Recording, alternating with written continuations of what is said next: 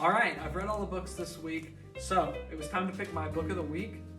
I want to talk about all 4 books that I picked up this week because I think this was a great week of comics. First, I wanted to talk about these 2. I liked these a little bit less than the other 2, but I still love these. First is The Amazing Spider-Man 13 by Joe Kelly, and then we have Absolute Superman 12 by Jason Aaron. I literally talked this week about how I was like, oh, Absolute Superman hasn't been as good recently as I liked those middle issues.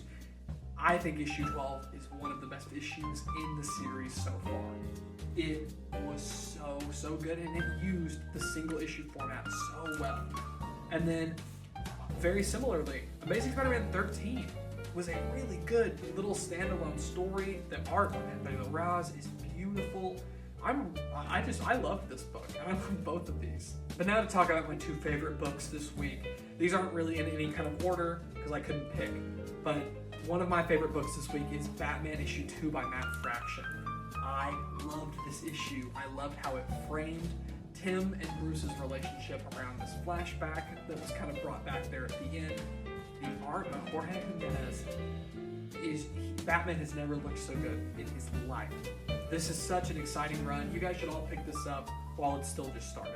And last is Absolute Evil. I was sure I was gonna like this enough, but I'm not a fan of stuff that's just arbitrarily dark or edgy just for the sake of it. I've kind of had some issues with the Ultimate Universe because of that, but this book is really dark and just kind of leaves a bad taste in your mouth, but in the best way possible, if that makes sense. There's something very real about this book, something kind of scary about it, that I think is being used to tell an interesting story and trying to say something, and not just dark for the shock factor or shock value. Something happens in these pages that has probably been spoiled for most of you guys that is really, really brutal and really sucks.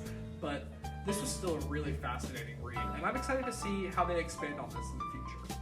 A little bit different of a video. I didn't really have a single pick for you, but that was my picks of the week. So stay safe and stay reading comics.